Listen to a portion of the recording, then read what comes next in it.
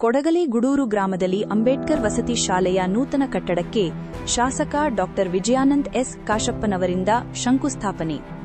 ಬಾಗಲಕೋಟೆ ಜಿಲ್ಲೆಯ ಇಳಕಲ್ ತಾಲೂಕಿನ ಕೊಡಗಲಿ ಗುಡೂರು ಗ್ರಾಮದಲ್ಲಿ ವಿದ್ಯಾರ್ಥಿಗಳಿಗೆ ಉತ್ತಮ ಶೈಕ್ಷಣಿಕ ಸೌಲಭ್ಯ ಒದಗಿಸುವ ಮಹತ್ವಾಕಾಂಕ್ಷಿ ಯೋಜನೆಯ ಭಾಗವಾಗಿ ನಿರ್ಮಾಣಗೊಳ್ಳಲಿರುವ ಡಾ ಬಿಆರ್ ಅಂಬೇಡ್ಕರ್ ವಸತಿ ಶಾಲೆಯ ನೂತನ ಕಟ್ಟಡಕ್ಕೆ ಹುನಗುಂದ ವಿಧಾನಸಭಾ ಕ್ಷೇತ್ರದ ಶಾಸಕ ಡಾ ವಿಜಯಾನಂದ್ ಎಸ್ ಕಾಶಪ್ಪನವರು ಜುಲೈ 12ರಂದು ಶಂಕುಸ್ಥಾಪನೆ ನೆರವೇರಿಸಿದರು.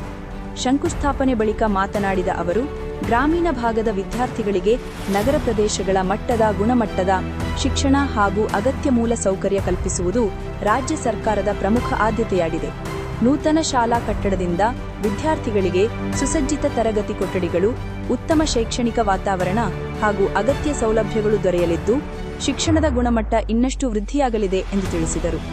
ಈ ಸಂದರ್ಭದಲ್ಲಿ ಸ್ಥಳೀಯ ಜನಪ್ರತಿನಿಧಿಗಳು, ವಿವಿಧ ಇಲಾಖೆಗಳ ಅಧಿಕಾರಿಗಳು, ಶಾಲೆಯ ಆಡಳಿತ ಮಂಡಳಿ, ಶಿಕ್ಷಕರು, ಗ್ರಾಮಸ್ಥರು ಹಾಗೂ ಕಾಂಗ್ರೆಸ್ ಪಕ್ಷದ ಮುಖಂಡರು ಉಪಸ್ಥಿತರಿದ್ದು ಕಾಮಗಾರಿಗೆ ಶುಭ ಹಾರೈಸಿದರು.